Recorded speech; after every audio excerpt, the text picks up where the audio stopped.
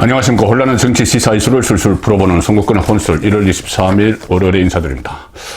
설 연휴 명절 연휴 동안 이 정치권의 관심은 연휴 직전에 이 보도가 된 공소장 하나입니다. 이재명 민주당 대표와 관련된 공소장. 이 공소장 내용을 보면은 연휴가 끝나면 이재명 대표가 검찰에 소환이 되는데 대장동 사건 관련입니다. 검찰의 강도 높은 신문 그 과정이 거의 뭐 눈에 보이듯이 이 공소장 내용이 아주 자세하게 혐의들을 적시를 하고 있습니다. 김만배 그리고 유동규 이 씨를 비롯해서 5명에 대한 추가 기소를 했죠. 검찰이 1월 12일 날 추가 기소를 했는데 그 공소장이 공개가 됐습니다. A4 용지 67쪽에 달하는데 법무부에서 국회에 제출을 했고 이것을 언론이 취재를 한 겁니다. 일단 이 공소장에 보면은 이재명이라는 이름이 144회가 등장을 합니다. 그리고 이재명이 지시했다. 이 용어가 14번 나오고 이재명이 승인했다. 18번이 나옵니다. 그리고 이재명에게 보고했다. 역시 또 32번이 나옵니다. 지금까지 이재명에 보고를 하고 이재명이 지시를 하고 뭐 이런 문제들은 상당히 어떤 녹취록이나 아니면 다른 공소장에 나왔지만은 이것이 상당히 구체적인 것이 이렇게 됩니다. 2014년에서 2015년 사이, 2014년에는 그 재선에 성공을 했죠. 성남시장 이재명 대표가 성남시장 재선에 성공을 했고 그 무렵에 김만배, 정진상, 김용, 유동규 이 사람들이 뭐 의형제를 맺었다. 도원 결의를 했다. 자, 그런 보도가 나왔었는데 그 무렵에 김만배 씨가 유동규를 통해서 정진상, 이재명의 핵심 척근 정진상에게 이렇게 이야기합니다. 내 지분의 절반을 주겠다. 그러니까 시장 선거 때 지원을 했던 돈들이 있었죠. 정진상이 5천만 원 받고 뭐 김용이 1억 원 받았는데 그것 외에 내 지분의 절반을 주겠다는 이야기를 김만배가 유동규를 통해서 정진상에게 합니다. 자, 정진상은 그 핵심 척근이죠. 그래서 정진상이 이재명에게 이 사실을 보고를 합니다. 자, 김만배가 본인의 지분 중에서 절반을 주겠다고 하더라. 그러니 이재명에게 보고를 하니까 이재명이 이것을 승인을 합니다. 그래, 그렇게 해라. 자, 지금까지는 거분것, 대장동 지분의 절반은 거분것, 천하동인 소유주, 실소유주는 시장실 거, 이런 식으로 나왔는데, 이 검찰 공소장에 직접 이재명에게 보고를 하고 이재명이 승인을 했다. 이 부분은 처음 적시가 됐습니다. 자, 그리고 그것뿐이 아니고, 이어서 2015년 2월에서 4월 사이에 김만배 씨가 본인과 같이 대장동 사업을 하는 민간업자들이 있죠.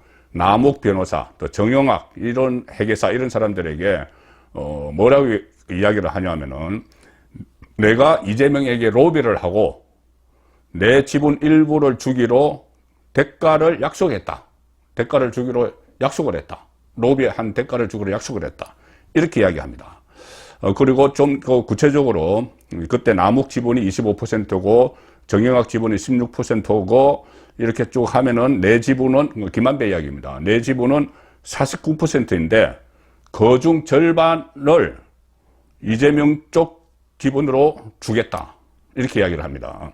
자, 그 절반이, 49%의 절반이 700억인데, 그 700억 중에서 비용 같은 것을 빼고 나서 428억을 주기로 약정을 했다. 428억. 이 이야기는 많이 나왔죠. 녹취록에서도 나오고, 정영학 녹취록에서도 나오고, 또 유동규 진술, 이런 데서 나왔는데, 실제로 그것을 김만배가 이 민간업자들에게 구체적으로 이야기를 했고, 정진상에게 보고를 했고, 정진상에게 전달을 해달라고 했고, 정진상이 이재명에게 보고를 해서 승인을 받았다. 아주 구체적으로 나온 건 이것이 처음입니다. 그리고 당연히 이렇게 지분 절반 428억 원의 돈을 주기로 했으면은 어떤 대가가 있었겠죠. 그러니까 민간업자들의 편의를 봐주는 게 있었겠죠. 그것도 이 공소장에 상세하게 기술이 되어 있습니다.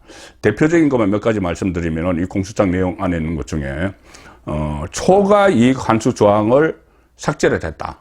검찰 이 수사 단계에서 이재명이 개입한 정황들입니다. 개입한 정황들을 쭉 몇 가지를 적시를 했는데 그 중에 하나 초과 이익 환수 조항 삭제를 했다. 민간업자에게 이익이 초과로 돌아가면은 그것을 환수를 해서 성남시 걸로 이렇게 바꿔야 되는데 그 조항이 원래 있었는데 이것을 없애버렸습니다. 그래서 민간업자가 돈을 마음대로 가져갈 수 있도록 이렇게 바꿨죠. 그 고인이 된 그 김문기 씨를 이재명 그 당시 성남시장이 모른다 해서 지금 선거법 위반으로 재판이 진행이 되고 있죠. 그 김문기 씨가 당시에 이 초과 이익 환수 조항을 살려놔야 된다, 삭제하면 안 된다 이렇게 강력히 주장을 했던 걸로 지금 알려지고 있습니다. 그래서 눈박해 놨다. 그런 그 분석도 있는 상황이죠. 그래서 이재명이 개입해서 초과 이익 환수 조항을 삭제를 해버렸다. 대장동과 관련해서. 그래서 결국은 이 성남도시개발공사는 딱 확정 이익 1822억만 가져가고 민간에서는 초과 이익이 아무리 나도 환수를 안 하니까 대장동 그 배당금만 4,054억 원을 포함해서 전체 7,886억 원을 민간업자들이 가져갈 수 있는 그 구도를 만든 겁니다. 그 대신 그 대가로 이 428억 원을 받기로 한 거죠. 그리고 이 또 대장동 이 개발 컨소시엄을 할 때 이 컨소시엄에서 건설사들을 다 배제를 해버렸습니다. 건설사는 여기 컨소시엄에 끼어들지 못하도록 그렇게 해야지 이 민간업자들이 그 김만배나 이런 사람들이 건설사가 가져갈 몫을 민간업자들이 다 가져갈 수 있겠죠. 건설사를 배제를 해서 김만배가 이 하천대유를 만들어서 거기에 참여를 하는 그런 구도까지 다 그때 짠 겁니다. 이재명 시절에 다 짰다는 것이고 또 뭐 아주 구체적인 것들이 있습니다. 임대주택 비율을 낮춰서 그럼 임대주택 비율을 낮추면은 또 그 매매하는 아파트가 더 많이 짓겠죠. 그러면은 민간업자에게 또 이익이 그만큼 올라가도록 이런 설계도 했고 또 심지어 이 용적률을 상향을 해서 아파트 179채를 더 지을 수 있도록 했다. 자, 이런 부분들이 다 적시가 되어 있기 때문에 이것이 재판에서 또 그 관련된 증거들도 검찰이 다 확보를 하고 있겠죠. 그래서 재판에서 하나씩 내면은 이것이 이재명에게 그 치명적인 그런 혐의점들이 될 수가 있는 부분입니다. 자, 설 연휴를 앞두고 이렇게 검찰의 공소장 내용이 보도가 되니 지금 민주당에서는 이것이 검찰의 언론 플레이다. 그리고 뭐 거짓의 집을 지었다. 왜 지금 설 연휴에 들어가기 전에 그 차례상 민심에 올리기 위해서 이렇게 하는 것 아닌가. 뭐 그런 식으로 지금 주장을 하고 있는데 이 실제 내용을 살펴보면은 그 민주당 주장은 설득력이 없습니다. 왜 그러냐면은 이 공소장이란 것은 민주당이 설 연휴 직전에 공소장을 공개를 했다. 막 이렇게 이야기를 하지만 공소장은 이거 대검에서 법무부를 통해서 국회 법사위로 넘어갑니다. 그럼 국회 법사위가 먼저 요구를 하죠. 자료 제출을 요구를 합니다. 그래서 이번에 법무부가 설명을 할 때도 이 법사위의 국민의힘 그리고 또 민주당 국회의원들이 요구를 했다. 그래서 법사위로 간 것이고 그렇다면 국회 출입 기자를 통해서 과거에도 그렇게 했죠. 그 공소장을 복사를 해서 국회 출입 기자들이 확보를 할 수 있습니다. 저도 과거에 뭐 그런 식의 취재를 몇 번 한 적이 있습니다. 자, 그런데 이 국민 알 권리 차원에서 그렇게 합니다. 그리고 이 피고인에게는 이재명에게는 바로 주죠. 그래서 여기서는 이재명은 피고인은 아니고 이재명이 아니고 김만배, 유동규 이쪽에 다 줍니다. 다 주고 뭐 사실상 뭐 이재명의 공소장처럼 보이기는 하는데 이재명과 직접 관련된 건 아닙니다. 이재명이 144에는 나오지만은 그래서 결국은 이 5명 중에 이번에 추가 기소된 5명이나 아니면 이 피고인들이죠. 아니면은 국회 법사위를 통해서 이 기자들이 취재를 해서 보도를 한 겁니다. 그리고 이게 원래 그전에는 이 국회에서의 정언 감정 등에 관한 법률에 따라서 국민적 관심사가 큰 사건은 어떤 뭐 군사, 외교, 대북관계, 국가기밀에 해당하지 않으면 이것을 제외하고는 국회의 자료 요구를 거부할 수가 없습니다. 그래서 법무부가 다 줘야 되는데 그전에는 이 기소가 되면은 바로 그때 법사위, 국회 법사위가 요청을 하면 자료를 요청을 하면 법무부가 넘겼고 그래서 이것이 기사화되고 했는데 문재인 정부 때 그때 그 조국 법무부 장관 시절에 조국의 부인이 그때 기소가 됐습니다. 그 수사를 받아서 기소가 됐습니다. 뭐냐면은 공문서 위조, 사문서 위조 이런 것이었죠. 그래서 자녀들의 뭐 그 스펙 가짜로 만드는 그 사건으로 기소가 됐는데, 정경심 씨가 기소가 됐는데, 그때 법무부가 장관이 정경심 씨의 남편 조국이었는데 그 공소장을 국회에 보내지 않아서 논란이 됐습니다.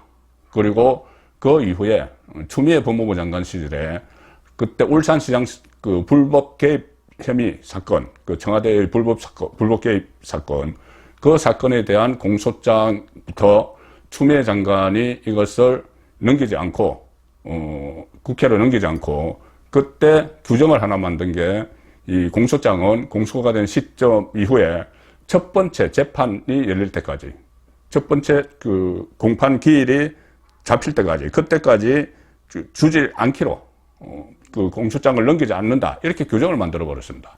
그러니 첫 번째 재판이 막 연기가 되고 하면은 그것을 오랫동안, 한참 오랜 세월 동안 구할 수가 없었죠. 공소장이 공개가 안 됐죠. 자, 그래서 윤석열 정부 들어서 한동훈 그 법무부 장관이 그것을 일주일 지난 후에는, 그러니까 피고인에게는 바로 그 공소장을 넘겨주고, 또 법사위에는 일주일이 지난 후에 넘겨주기로 그렇게 규정을 바꿨습니다. 이 국민의 알 권리 차원이고, 또 이 중대한 사건에 대해서 그렇습니다. 국민의 알 권리 차원이 있고, 또 하나는 이 피고인이 방어권을 행사할 수 있도록 바로 이렇게 넘겨주는, 자, 그런 제도로 바꿨습니다. 그러니 이 1월 12일 날 이 사람들이 5명이 추가 기소가 됐기 때문에 1월 19일 목요일에 이게 국회에 제출이 됐겠죠. 국회에서 요구를 했으니까. 자, 그래서 취재를 해서 조선일보를 비롯해서 동아일보 이런 곳에서 취재를 해서 이것이 기사화 됐습니다. 자, 그렇다면은 만약에 민주당 주장대로 설 연휴를 앞두고 이렇게 했다 하면은 그 전에 기소 단계에서부터 검찰이 다 계획을 짜야지 이런 그 보도가 설 연휴 직전에 터지게 되는 그런 구도이기 때문에 민주당의 요구는, 민주당의 주장은 상당히 설득력이 떨어진다. 그렇게 볼 수가 있는 상황입니다.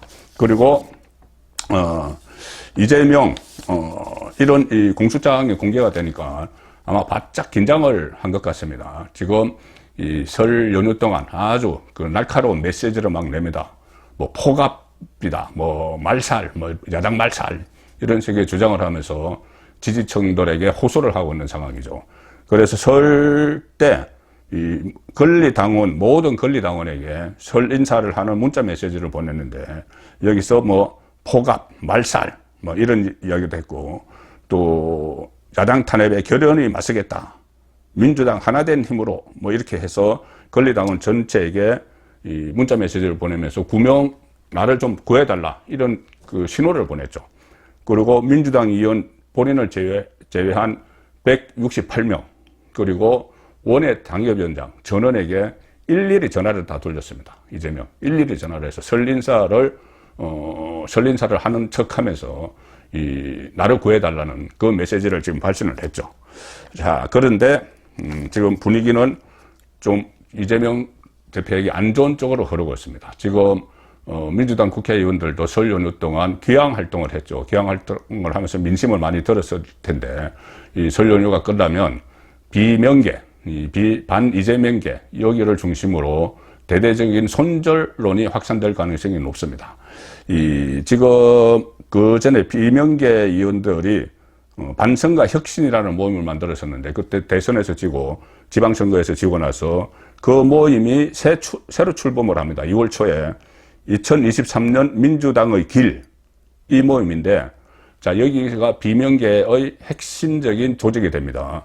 여기에 또 새로 합류를 하는 사람들이 있는데, 뭐 친문 진영의 홍영표 사선이죠. 그리고 86그룹의 리더격인 이인영 이런 사람들이 다시 합류를 하면서 하나의 세력을 만들기 때문에 설 연휴가 끝나면 뭐 28일 날 그 이재명 검찰에 출석을 하죠. 이 대장동 관련. 그런데 이런 아주 많은 의혹들이 새로 제기가 됐기 때문에 이재명이 이 사법 리스크를 피할 길은 굉장히 좁아졌습니다. 거의 뭐 낭떠러지에 선 그런 수준인데 그 사법 리스크뿐이 아니고 지금 정치적 리스크, 이재명 손절론을 확산시키는 그런 움직임이 구체화되고 있기 때문에 이 설 연휴 직후 모레부터는 이재명의 사법 리스크, 정치적 리스크 두 가지가 극대화되는 그런 시점이 시작이 됩니다. 송국근의 혼술이었습니다.